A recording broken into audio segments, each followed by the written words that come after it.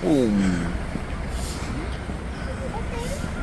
doing a day trip to the Nairobi National Park.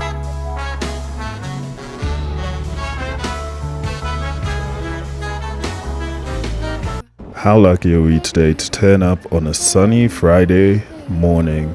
The earlier the better is always a mantra I go with when it's exploring Nairobi National Park. And this isn't only to get the best viewing experience, but probably to beat the crowds that you'd expect. It wasn't long before we came across our first animal, a giraffe. And what I wanted to show you in this shot is the SGR that passes right through the park on its way to the coast. And we can see that a cargo train is on it at the moment. Quite a surreal type of experience to see a train line through a national park in the capital. You would have seen in our previous videos that we came across some white rhinos, but Nairobi National Park we've got the black rhinos, which are more solitary, so you usually see them in a pair at most, and they're the more aggressive of the two types of rhinos. And as you can see here, they're not primarily grazers as much as they target shoots, roots and shrubbery. So as you see it on the grass, it's not actually going for the grass. The one thing we usually hear with a lot of our trips is, am I going to see a lion? Am I going to see some predators? And honestly, in Nairobi National Park, you do get to see lions. I've been there twice this year already, and I've seen lions. And this time we got to see lions with a kill and their cubs.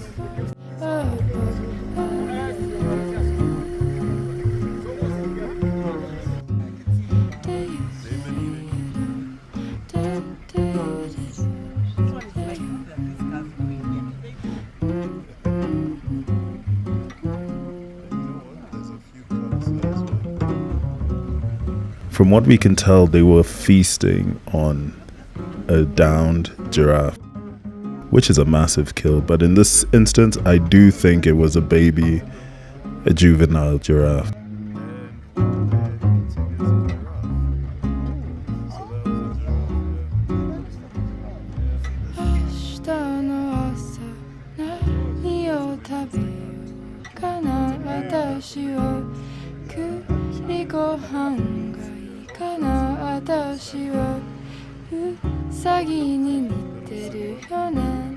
The one thing you probably never get used to with seeing a lion kill is the smell that gets wafted your way of rotting flesh. So yeah, that's quite an experience in itself.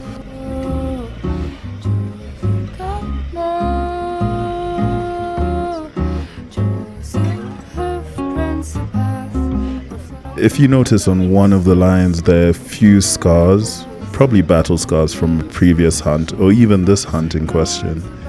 But it is a good reminder that no animal goes down without a fight.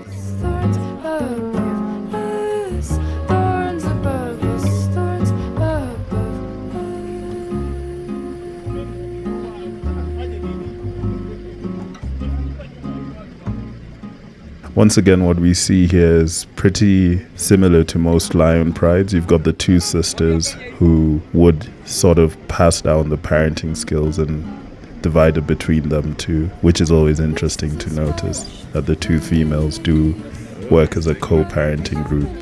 There is a male in this pride, but he's off to the side, probably not interested in the kill and is eaten to his fill.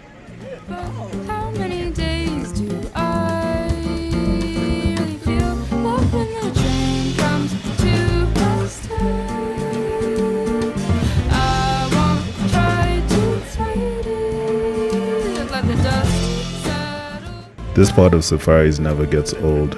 I could run into as many lion prides as possible and it would still be exciting, and you'd always see a new behavior that makes it just that much more interesting.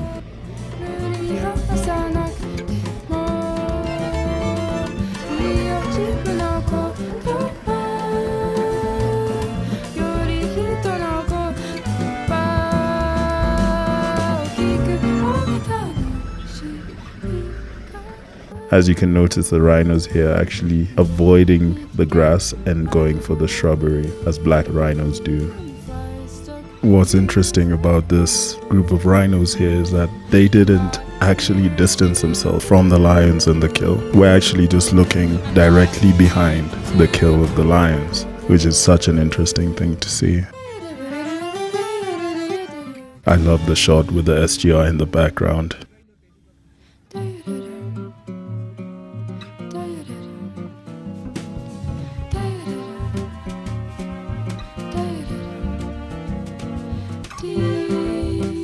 Here in the distance, we can actually see a couple of elands, which are known as the largest antelope. And as you know, grazers usually hang together, so here you see ostriches with the males with the beautiful black and white. Not to forget the Jackson hartebeest as well. The weirdest looking antelope in my opinion, with a long face. Always looks a bit sad, but honestly a very interesting animal to observe. I love going to the park, especially during these times when the rains are coming down a little bit more often, of the short rains, and we get such a different landscapes with the shrubs growing that extra few inches and the grass looking a bit longer and greener. Really gives you that different feel of the African savanna.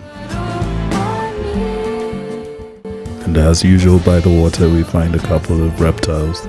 This time we've got our Nile crocodiles. A lot of them you'll see basking in the sun with their mouth open, which is a way to regulate their temperature. We've got all different sizes here.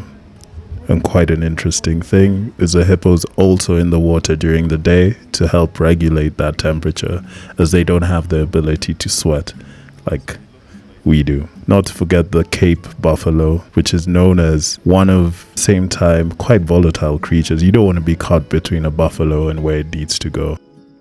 Here we go with a couple of male giraffes exerting some sort of dominance by necking. This type of fighting is instinctual and is usually seen as a way to assert dominance over the other male. These are a couple of juvenile giraffes, so we can imagine this is more of play and just learning how to do it.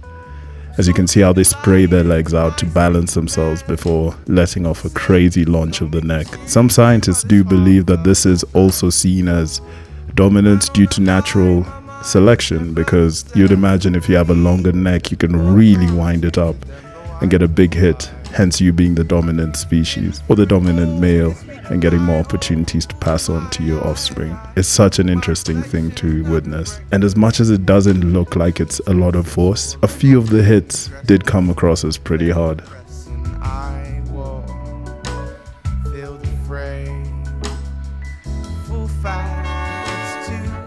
Gotta love the patterns of the male giraffes. And here we've got the antelopes. Impalas actually here, and you can see this is a group, so you'll see a lot of male impalas hang out together, and then there'll be one male and a large group of females. So that's pretty much all we have for this week's adventure, and I hope you enjoyed our trip to the national park in Nairobi. So like, comment and subscribe, and yes, there will be more content, so keep tuned.